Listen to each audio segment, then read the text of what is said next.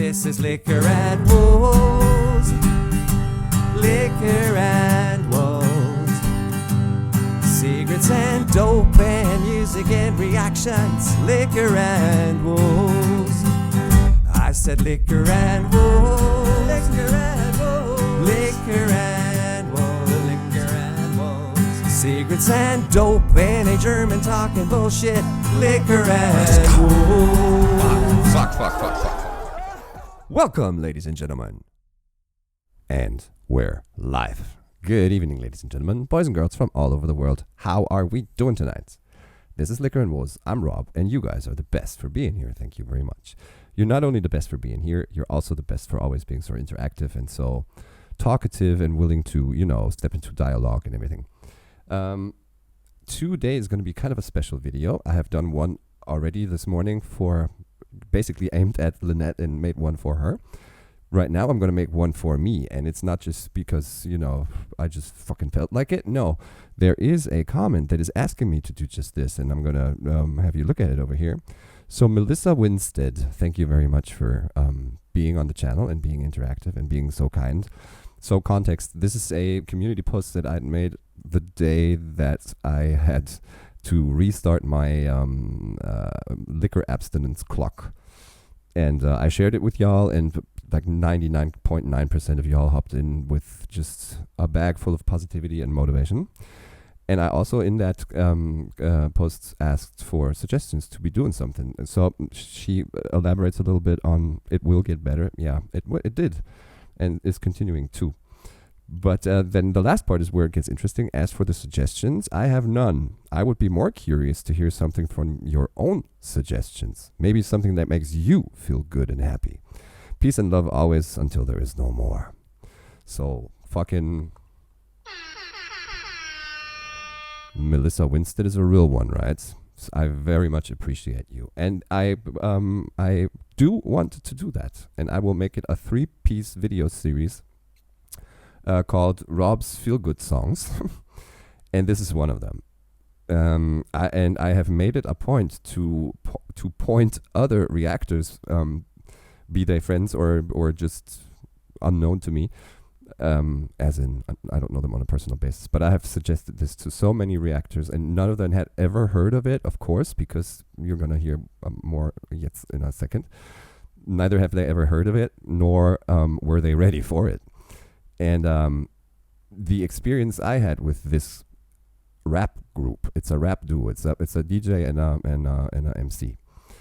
They are from Denmark. And, Denmark's not really known for their fire-ass hip-hop groups, right? I'm sure there is many. For example, this is Scandinavia as a whole. Loop Troop is a big-ass thing in my playlist, right? So, anyway, I'm going to a hip-hop concert here in Hamburg, Germany.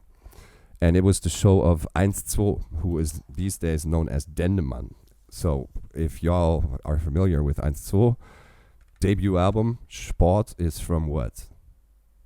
I can't even fucking read it anymore, man. And it doesn't say. What the fuck? Yeah, but it must be something around 97 or 98. Then second record, third record, and then he switches to, because this MC and DJ duo, it's not the one that we're going to get a song from, mind you, decided to separate, and so then the MC just from then on in continued to go solo and did all kinds of crazy ass stuff. And he is and this is a recent pic of him, this is what he looks like these days. He is my very, very favorite German rapper in this whole German rap thing. So I am at a show of his, and he has an opening act called Static Nat ILL from Denmark, and they come on stage, and usually, like Hamburg is sort of like a little bit like Philly. Us as a crowd, we're pretty unforgiving. We're not priding ourselves on the fact that we can be asses towards artists, but it's a tough crowd. But if you win us over, you'll have us for the rest, like for the duration. And that is what happened there with Static Nat ILL from Denmark. They fucking tore the building to bits, man. Even Denda had a hard time fucking, leveling the energy that his that his support band got. Of course, he was able to, but they impressed me so much that I went ahead and found lots of their content. This is when you still had to walk your ass to a record store and buy a fucking vinyl and put it on your 1200s and actually spin it. But yeah, they are amazing, and we're gonna get a piece of theirs, which is gonna be number 1 or episode 1 in the series of Rob's what was I gonna call it? Rob's feelgood songs, right? It's called Raised On, and it is a concept song. I'm not gonna give too much away, but take this as this is actually the overline of the entire concept that you're gonna get. Raised on, to be raised on, XY. It gives you ... and ... is gonna be the content of the song. So he or they were raised on the following. And it's unbelievable. The beat is fucking knocking. It's an old school beat, but it's the very beat type that I dig a lot. And lyrically, there's no haymaker bars in it. It's really what he puts together lyrically is what is the amazing aspect of it. So, guys, I'm going to expose you to, and look, this is 16 years ago, and it's only got 17,000 views. And Static Nat, or this is just Static's channel, has only 441 subs. I don't think anything is happening there anymore, but still, that's a shame. But yeah, let me expose you to Raised On by Static and Nat ILL. You are in for a treat, guys. Let's roll. Non-stop, y'all, to the top, y'all, to the top, y'all. Non-stop, y'all, to the top, Them y'all. cuts. Unstoppable. Who does that these days, right? Actual physical cuts. Let's bring it back. Non-stop, y'all, to the top, y'all. Unstoppable. We studied the music, read all the magazines, seen all the movies, and been to the shows. We've been taught by the best and seen the worst of it. Cause we were raised on the flyers, the battles, beatboxing breaks, the Kangles, the Pumas, the vinyl, the tapes, the burners, the window down, the whole cars, spray cans, throw ups and train yards, the tags, the bombers, fat caps and toys, linoleum, white gloves and b-boys, the poppin', the lockin', the spider, the freeze. Of course, I'm gonna have to conceptually freeze it right here, but you get the idea, right?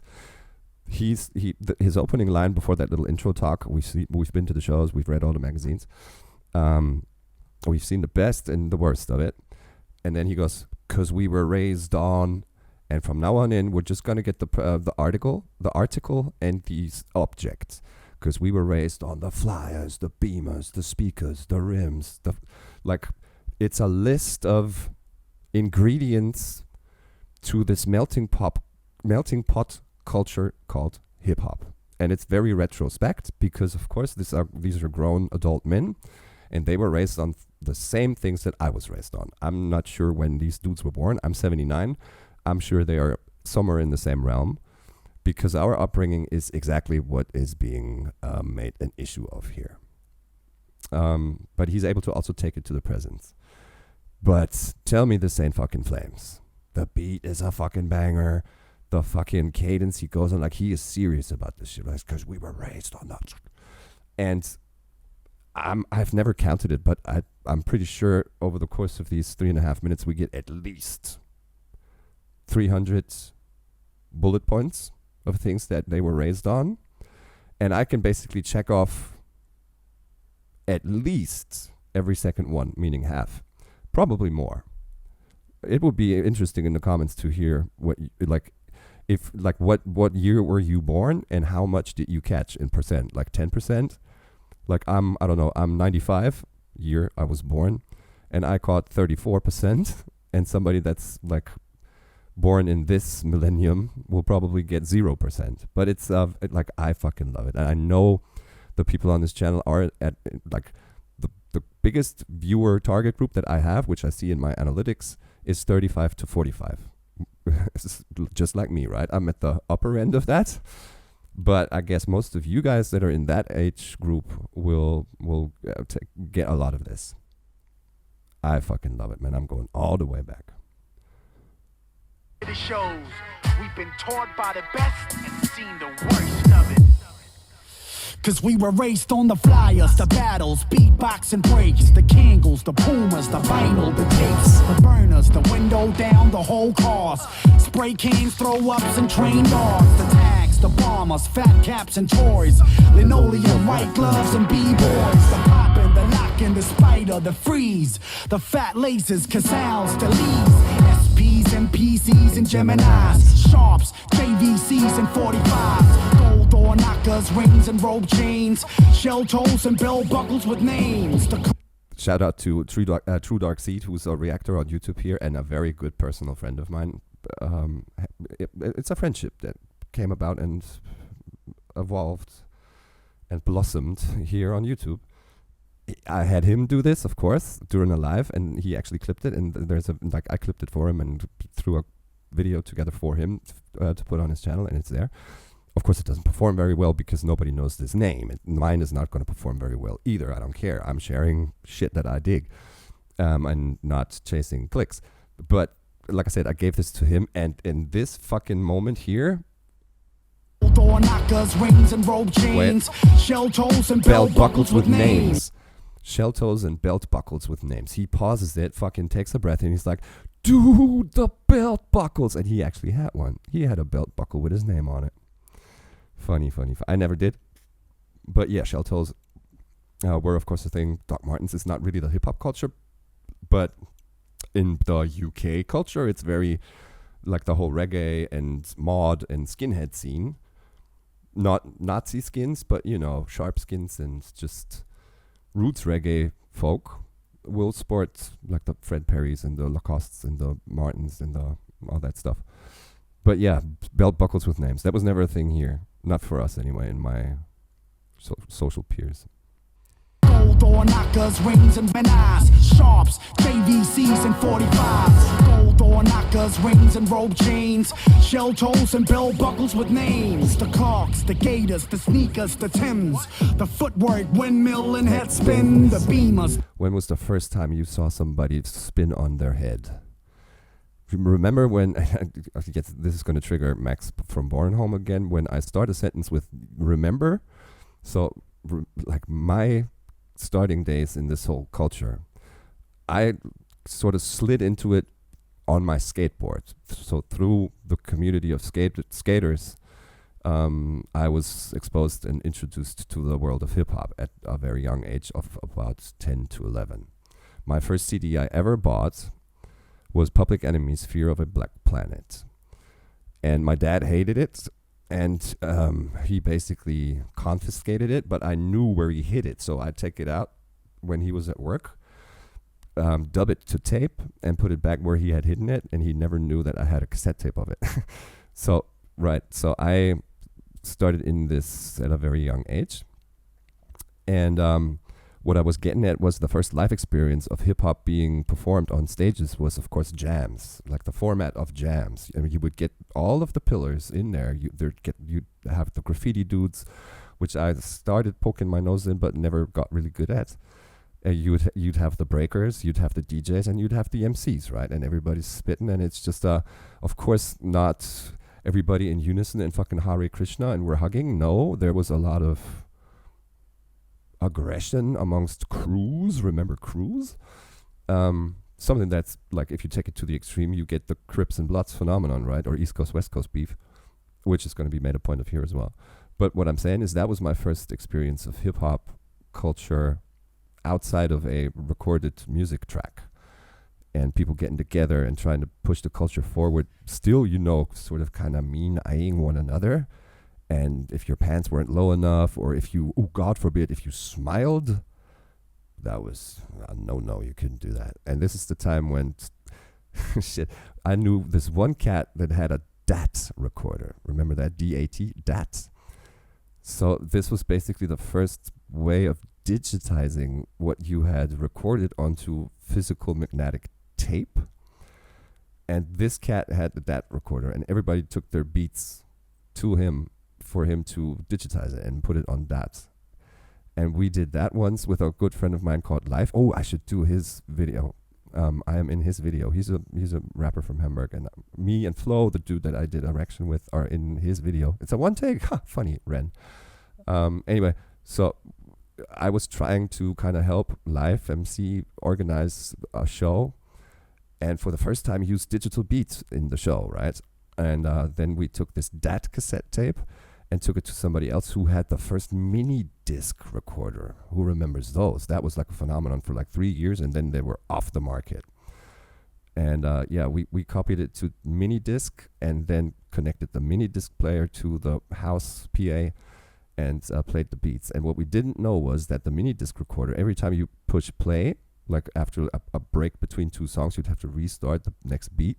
It would give this fucking loud ass beep, and that was also transmitted through the output of the thing. So every time we started a song, the whole fucking room, like it sounded like a fire alarm. It's like beep, and then the beat kicked in. And every time before a song. So yeah, I don't know why I'm reminiscing. It's the song that takes me to these places. But yeah, the thing I was getting at was jams. I was triggered into jams by something here. Yeah, of course, the b-boys and the DJ culture and, turntablism as a whole is just, it doesn't exist anymore, really, unless you are like deep in the nerd scene.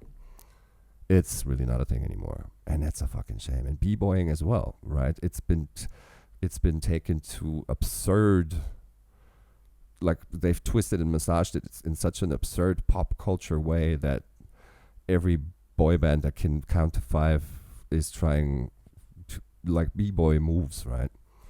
Not sure if that's sellout or if that's good, but the end result, we can all see it. The actual subculture of b-boying, it's gone. And it's gone for good, I think.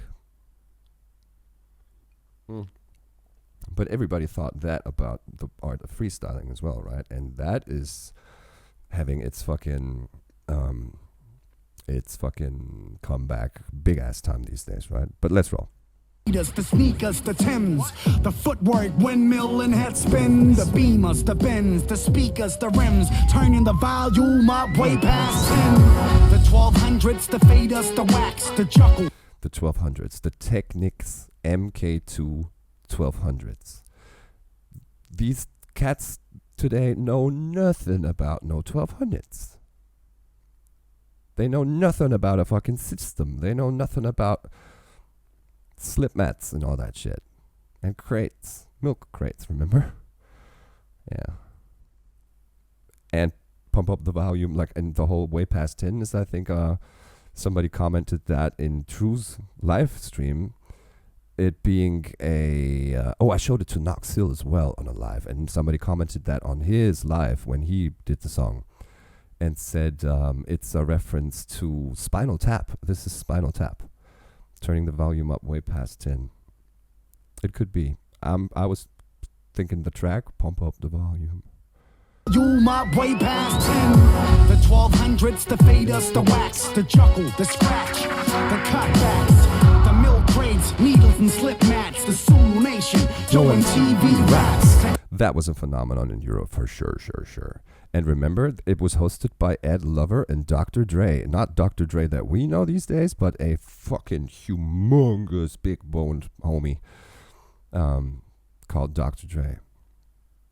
And I was always confused with NWA's Dr. Dre and later Dr. Dre.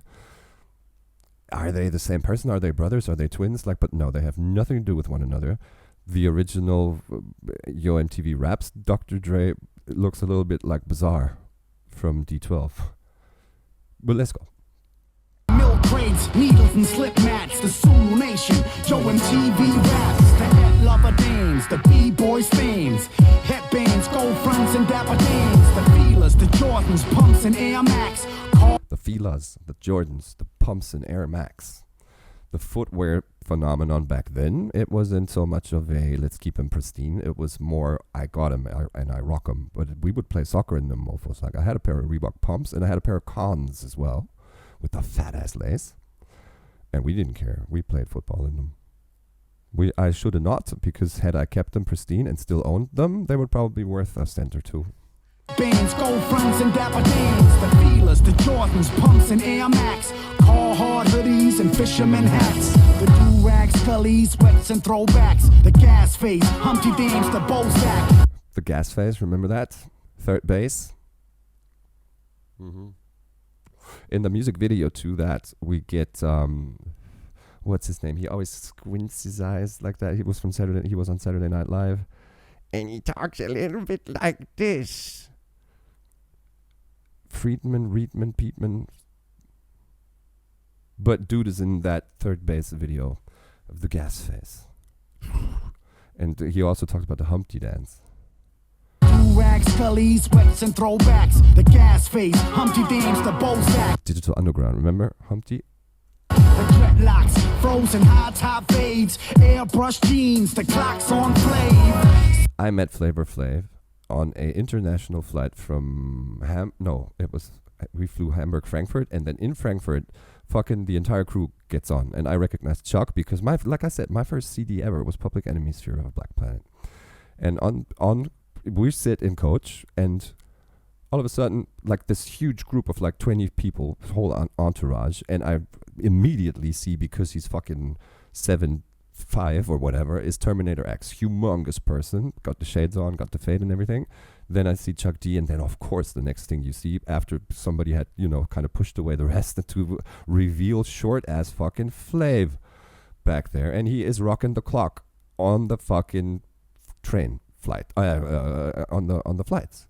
It's not a show act and a video act. He is actually rocking his fucking clock. And they're also sitting in coach, like 5-6 rows behind us. And I turned to my mom. I'm like, do you know who this is? And she's like, no. And it's Public Enemy. She's like, oh, that band that we hate, that you've got. But what's cool about my parents is they will always motivate me to, like, even if they may hate what I am now digging or being into at whatever phase of my life, even if they hate it, they're going to be supportive of me, growing with whatever it is. And so she goes, dude, if I were you, I would walk back there, and here's a couple of blank sheets of paper, because we would always carry like notepads and everything, and have them sign you a couple of autographs. And I did. And since it was like an 8-hour flight, it was Frankfurt, New York, there was enough time for them, of course, to, it's not they're in a rush, right? I got to just really quickly jot down something. And Flav was fucking, he was enlightened to see this. I must have been about 12. This 12-year-old German kid, A, knowing who he is, B, knowing this is not only like, okay, are you with Public Enemy maybe? No, I know your flavor, and I know fucking 911 is a joke and everything about this shit. And he actually takes time to chat with me a little bit. I wasn't that great at English back then, but good enough to actually, converse with him. And he wrote, be cool in school, G. No, he says to Rob, be cool in school, G. Flavor Flav, and puts like 99 A's. And Chuck D said, don't believe the hype. And like signs it, Chuck D. And Professor Griff was there too. I can't remember what he wrote, but I have 3 individual sheets of paper where the 3 of them, I'm not sure what Terminator did. Did I even find him and hand it to him? It doesn't matter. I'm just saying. So I got triggered into this by the line, the high top fades, the clocks on Flav. It is an actual phenomenon that really did happen. Frozen high top fades, airbrush jeans, the clocks on Flav. City wings, Terminator X shades. What more can I say? The African medallion. And to cut in this, and this is also a like turntablism phenomenon, to cut in something that rhymes on what you have written, and take not a sample, but a ad-lib verbal cut in of Top Billin'. The Kofi's, the pearls, Raiders caps, Chucks and City wings, Terminator X shades. What more can I say? The African medallions, the Kofi's, the pearls, Raiders caps, Chucks and Jerry curls. Raiders caps, Chucks and Jerry curls.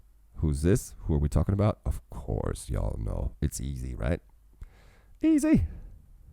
The Jerry curl phenomenon. Wow.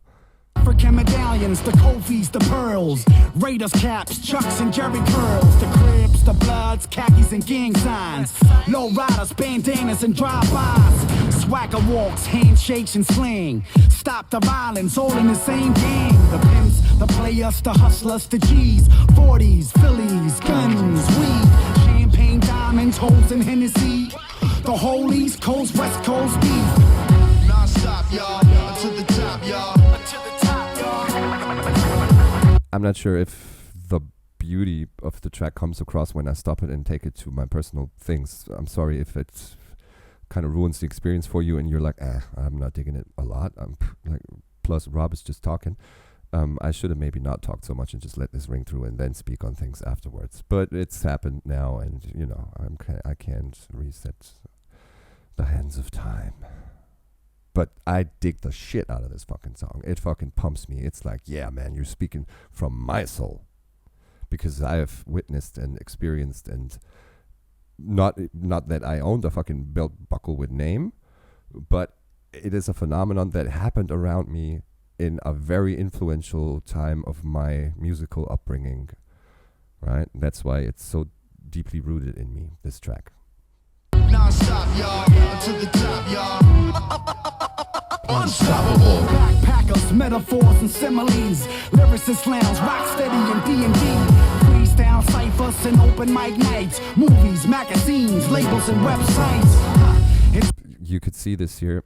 Maybe we can get the shot in a close-up. So he says magazines, labels, and websites. Mic nights, movies, magazines, labels, and websites. Now, we get a very, very close screen capture of what seems to be the old-ass fucking Netscape browser, because that's the days we're in. Their website was www.1mc1dj.com. And I thought that was the fucking most brilliant of URLs for a hip hop group, because you can take it to so much. You can take it so much further.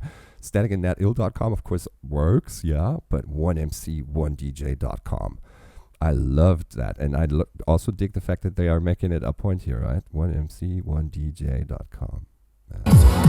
It's repping your place to the fullest, from South Bronx to all who's took it. The Stapling, the biting, all the inspiration, the blueprint, styles and innovation, the kings, the legends, forever paying homage. The Kings, in slides the fucking Nas record, right? Inspiration, the blueprint, styles and innovation, the kings, the legends, forever classics, the Wake Up Show and Mr. Magic.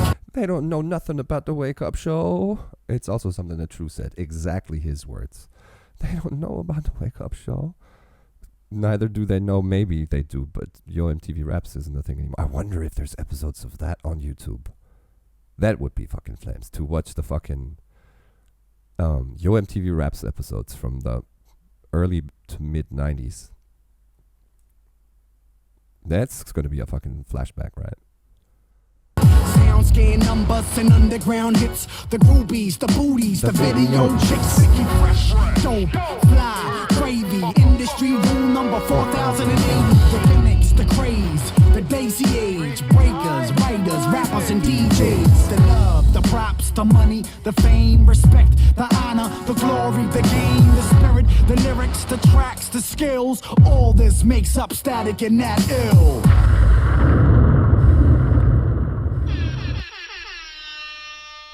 And then round it off so beautifully and take it home. All this. So we get an intro, colon, because we were raised on, colon, and we get 3.5 minutes of a list of things. And the last thing that he takes us out of it with is, all this makes up Static Nat ILL.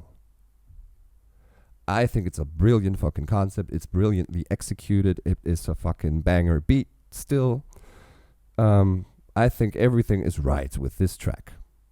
If you agree, leave a like, leave a sub, leave a comment. If you disagree, leave a comment to tell me to fuck off. No, don't. But yeah, constructive criticism is always welcome. I do know I talk too much, but it's just me. And forcing myself not to would feel fake. I don't want to do that. And, you know, forcefully prevent myself from hitting that space bar. It's what it is, right? I'm pretty sure, maybe not to this, but to every other song I do, there's probably in the thousands of more reactions to it that are either shorter or more interesting or whatever, and you are free to click on whatever. But if you've made it all the way up to here, thank you very much for sticking around, and I hope to see you on the next one. Bye-bye.